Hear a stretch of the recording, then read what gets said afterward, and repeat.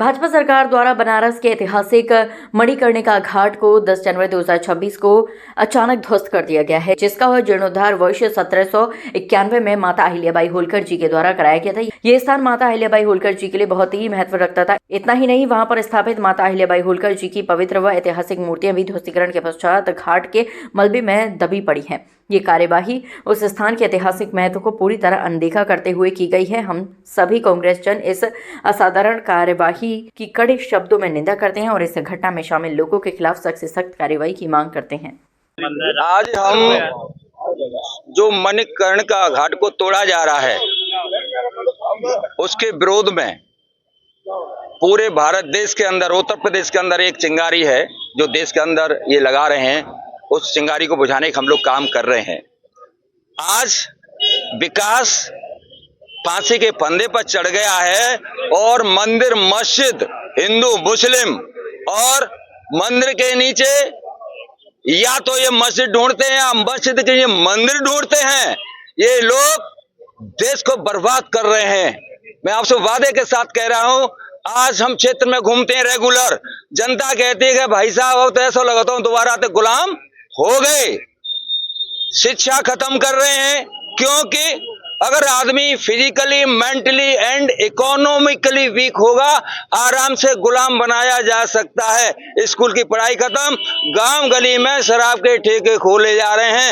अंग्रेज भी अत्याचारी थे, उनसे ज्यादा कई मायनों में, कई स्थानों में ये आज का शासन अत्याचारी है। इसके लिए पूरे क्षेत्र के लोग सड़कों पे आने को तैयार बैठे हुए हैं। अगर हिंदू, मुस्लिम, मंदिर, मस्जिद का ऐसे ही आग समाज में फैलती रही तो एक दिन आम आदमी किसी लायक नहीं रहेगा।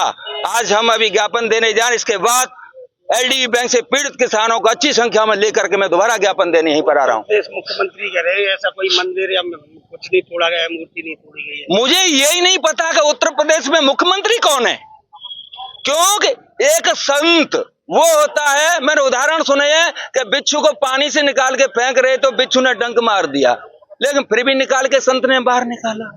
अगर योगी जी इस उत्तर प्रदेश के मुख्यमंत्री हैं तो गांव गली में इस तरह से शराब के ठेके नहीं खुलते। कोई संत नहीं चाहता कि मेरी जनता शराब पी करके रोड पे पड़ी रहे और पागलपन हो जाए, घर में झगड़ा हो, समाज में झगड़ा हो, शरीर से कमजोर हो और दिमाग से कम। संत कभी शराब का ठेका नहीं खुलवा सकता। संतों पे जो अत्याचार हुआ प्रयागराज में हुआ है, उसमें क्या इनको भुगतना पड़ेगा। संत पे जब अत्याचार होता है तो जनता तो शराब पे आए ये पागल बनाए रहे हैं, लेकिन संत की जब बद्दुआएं इनको मिलेंगी, जनताओं की बद्दुआएं मिलेंगी, तो आपको वादा कर रहा हूं जैसे कई राज्यों में, कई देशों में वहां के शासक भाग रहे हैं, जनता भी कूट रही है। भारत देश के अंदर जो भ्रष्टाचारी, चाहे सांसद हो, विधायक हो, मंत्री हो और उल्लू का पट्टा कोई भी कुर्सी पर बैठा हुआ शासक हो, वो अत्याचारी है। एक दिन ये आगे चलेंगे और जनता यहाँ के सांसद, विधायक, मंत्री, अधिकारियों को कूटेगी।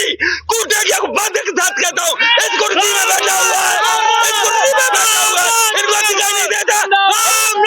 ये लड़ाई जनता हो गई है। और अभी आपको वहां भूखे गरीब लोगों को आपके साथ लेके आऊंगा, आप उनके दर्द को सुनना। बाकी पत्रकारिता तो बुरी तरह से दबा रखा है, लेकिन जो जिंदा पत्रकार है वो आज भी चलाएगा। रामनाथ से गरवार का सटका हो गया है और ये सांसद ही बेईमानी से ले गए।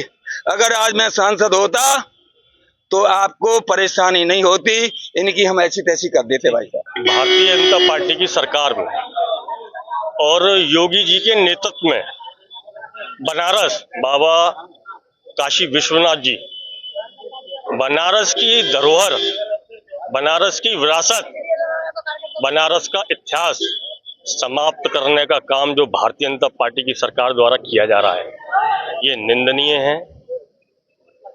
माता अहिल्याबाई होलकर जो बनारस, जो घाट मणिकर्णिका जो घाट है, वो अहिल्याबाई होलकर जी ने उसकी स्थापना की थी।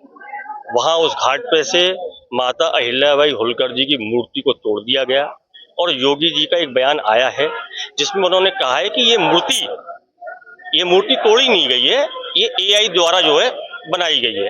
ये बहुत ही दुर्भाग्यपूर्ण शब्द हैं योगी जी के। वो मूर्ति तोड़ी गई है, और अगर नहीं तोड़ी गई है तो उसकी जांच कराई जाए।